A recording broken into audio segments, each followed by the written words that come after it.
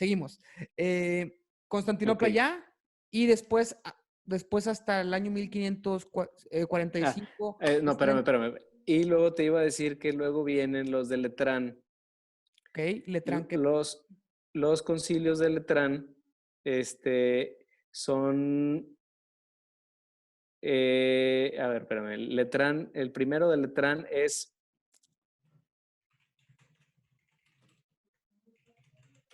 primer concilio de eh, Letrán.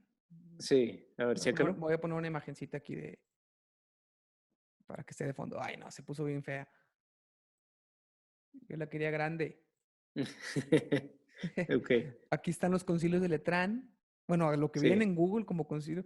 Fíjate que así son, así con tanta gente. Los que nos estén escuchando nada más, estoy viendo alguna imagen y es pues como una catedral con un chorro de gente. Sí, bueno, acuérdate que Letrán hace referencia a la capilla de San Juan de Letrán. La iglesia, perdón, la capilla, perdón. La Basílica de San Juan de Letrán, que es la catedral de Roma. Ok. ¿Ok? Letrán La entonces no es basílica un lugar, es un lugar que es una basílica. ok. Estoy Ahí buscando que la en imagen se Roma. ponga en grande. Aquí está. Ahí en Roma les invito a que investiguen San Juan de Letrán, es una gran basílica, es de las primeras basílicas que donó Constantino a los cristianos. Ok. Era una basílica, era una basílica constantiniana en donde se reunía el Senado y la donó a los cristianos y entonces y los cristianos ahí la utilizaron para las celebraciones. Entonces esa se convirtió en la Catedral de Roma. Ahí es este, en donde el Papa, es donde tiene su sede el Papa, ¿no? Esta es la Bueno, Basílica de San Pedro, ¿no? Aquí es donde está la tumba de Pedro abajo. sí, esa es la Basílica de San Pedro, ese no Y es San aquí Juan está. de Letrán. Ah, pues aquí me apareció mal en Google entonces. Sí, Concilio de Letrán, fíjate. Diócesis Málaga, muy mal ahí. pero Eh, mira, Concilio 3 de Letrán. sí, el primero de Letrán se llevó a cabo del 11 al 27 de marzo de 1123. Ya estamos hablando en plena Edad Media con los problemas de quién tiene más. Bueno, en esta época, ya a partir del año 1000 en adelante, empieza a haber un problema entre quién tiene más poder. Ok. Si las autoridades espirituales, religiosas, o el emperador, o los nobles y los príncipes, ¿verdad? Hay todo un proceso de, hay todo un proceso, porque en un principio, después de Carlomagno, después de Carlomagno, más bien, ya del año 850, 900, del año 900 en adelante, perdón, en muchos casos los nobles, el emperador, los duques, los nobles, los príncipes, les concedían las insignias a los obispos, les daban el anillo al obispo el día de su consagración episcopal y les Ok. daban el báculo. Entonces eso los hacía ver como superiores al obispo, ¿sí? No, Entonces, ¿a quién? No. ¿El obispo superior al emperador? no, el emperador superior, o sea, yo emperador te Ah, ok, concedo, perfecto, ya entendí. Yo, yo, emperador, te doy todo para demostrar que yo soy sí, más poderoso que tú. exacto, yo soy el que te concedo tus insignias, ¿verdad? Como obispo. Entonces se empieza a ver un estire y afloje y un problema de quién tiene más autoridad y quién tiene más potestad o más poder. Espérame. Ay, perdón. Quería poner una foto aquí. Ahí. Sí, sí. ¿Ok? ¿Quién tenía más poder? Eh, Empieza a haber un problema de quién tenía más poder. Son las vestiduras, ¿no? De los obispos. Ahí sí, está. ok. Entonces empieza a haber una tensión entre quién tiene más poder y quién tiene menos poder, o cómo debían lidiar cada uno con el poder, ¿verdad? La iglesia fue aprendiendo a lidiar con el poder y también la autoridad civil. O sea, eso se fue aprendiendo porque en un principio en la sociedad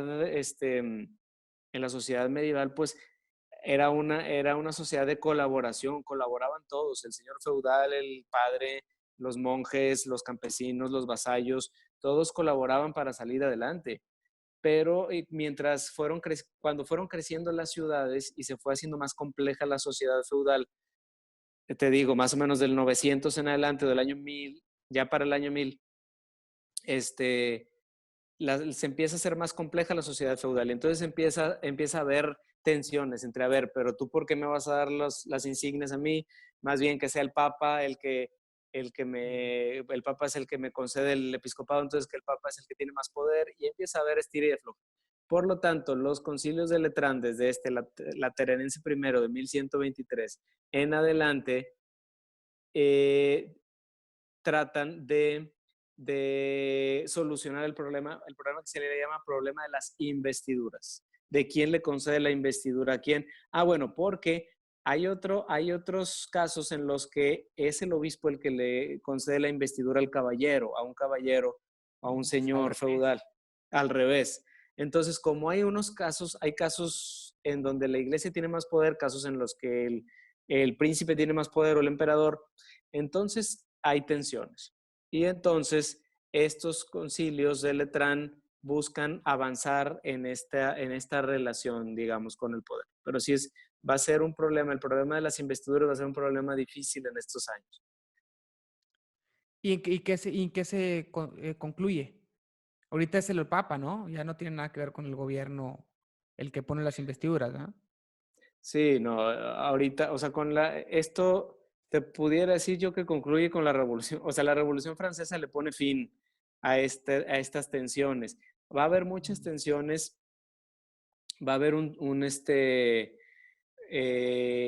sea, va a haber muchas discusiones. El Papa Gregorio VII va a tener discusiones, Inocencio III va a tener discusiones, que son los dos papas representativos de esta época, Gregorio VII e Inocencio III.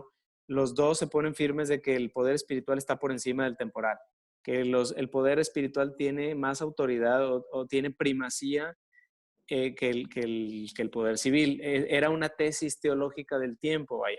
Ese Inocencio III es catalogado como uno, pues muy poderoso, muy como rey de la época, con ejércitos. Qué tan cierto es o qué tan mal visto o cómo era, ¿no? ¿Es cierto? No, no, sí un papa muy poderoso al que le reconocían su autoridad y su liderazgo, hasta la autoridad civil.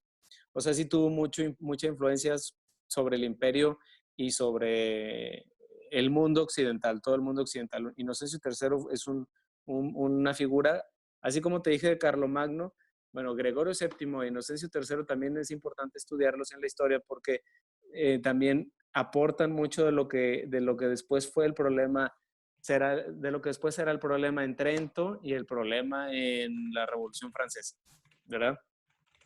Ok, bueno, entonces seguimos en el timeline de la historia. Entonces todo este problema viene desde principios del 1100 por ahí hasta 1700, 1800. O sea, dura mucho tiempo ese estira y afloja entre poder, iglesia, Estado.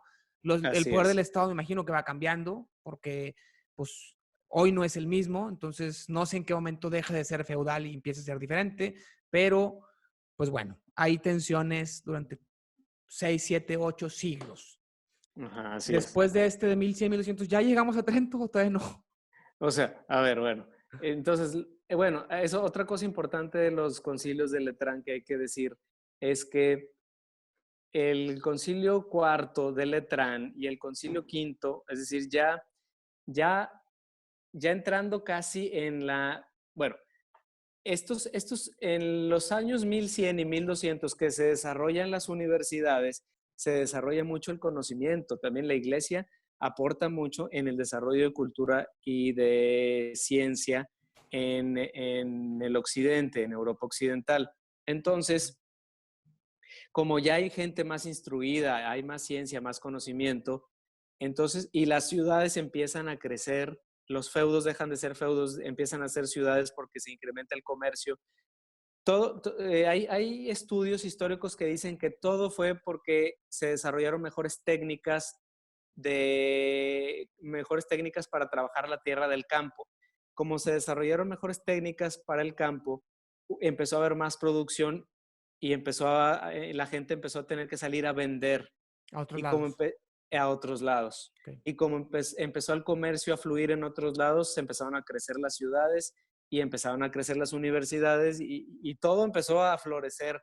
De esto estamos hablando, esto fue un proceso lento, pero más o menos estamos hablando finales del 1100 o del 1200 en adelante. Entonces empieza a haber un crecimiento importante y para el año 1400, para cuando se descubre América en 1492, ya estamos en otra época, ya hay ciudades grandes, ya hay comercio, ya hay ciencia y la prueba está en el descubrimiento de América. La tecnología avanzó tanto que se desarrollaron los barcos, que se desarrolló la brújula y los barcos que permitieron estas expediciones y descubrir un nuevo mundo. Entonces, todo el 1300 fue un año de avances científicos grandes. Fue un año de descubrir, de muchos descubrimientos, ¿verdad? Que no nos vamos a meter porque nos desviamos mucho, pero fue un siglo, todo el 1300 y luego el 1400 fueron siglos de avances agigantados y el descubrimiento de América, haz de cuenta que quebró la mente de la gente. O sea, decían, ahí se quedaron así como, wow, o sea, no puede ser, hay otro mundo, hay otra gente rara allá del otro lado. Hay, la tierra no es cuadrada, es redonda, no gira todo en torno a la tierra, sino que la tierra está girando en torno al sol. O sea, es una serie de cosas que a la gente le causa un shock terrible. Esa generación es gente que dice, he vivido engañado toda mi vida, ¿no? Ay. ¿Verdad? Entonces, imagínate, esa generación es una generación muy, muy bonita para estudiar en la historia porque se avanza mucho. Con el descubrimiento de América se avanza muchísimo y luego empieza a haber más movimiento mercantil de América, Europa.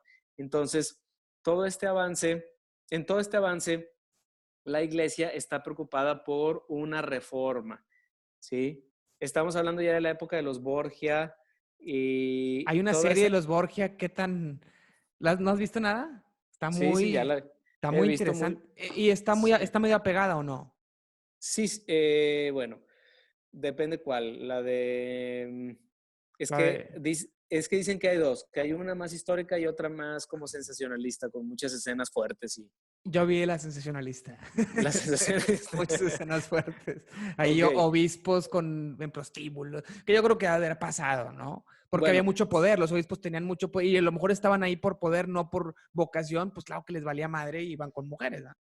bueno, estamos hablando del cuarto concilio y quinto de Letrán. Ya la situación de la iglesia era así. O sea, la iglesia había decaído porque la superó el crecimiento de las ciudades, la técnica. La iglesia se vio superada por ese sistema medieval que ella estaba acostumbrada a gestionar, a administrar. Entonces, al verse la iglesia envuelta en todo este tipo de cambios, la formación de los clérigos había dejado mucho que desear. Vaya, o sea, la formación de los clérigos, la formación había avanzado más en los monasterios que la formación de los clérigos. Los Clérigos es monasterios, los padres, ¿no? sí, clérigos cuando estamos hablando de clérigos, estamos hablando de los padres normales que están en una parroquia. Okay. En los conventos, en los conventos ya existían los conventos. Primero había monasterios y luego conventos. Ese es otro tema con el que pudiéramos tardarnos todo otro día. La diferencia entre monasterios y conventos y la evolución de ellos. Pero bueno, los religiosos, los monjes o los frailes, tenían mucho mejor formación. En muchas ocasiones tenían mejor formación que un clérigo. Pero a los clérigos se les concedía el episcopado o el cardenalato, etcétera. Entonces, tenías tú a cardenales y a obispos con muy poca formación y aparte eran hijos de nobles, ricos, y entonces se daban una vida así, ¿verdad? Disoluta, como se le dice, o así, una vida, como dijiste tú, en prostíbulos y gastando y comiendo y gastando dinero. No vamos a decir que todos los casos eran así, hubo casos de muchos santos y muchos que buscaron reforma, pero otros no. A lo que voy es que Letrán cuarto y quinto, estos dos concilios, buscaron una reforma del clero, una reforma que viniera desde la formación del clero. Por eso luego Formación. Trento, Porque sí, había padres entonces poco formados y con muy poca formación y mucha ambición. Entonces, pues ahí es una ecuación que no puede resultar nada bien.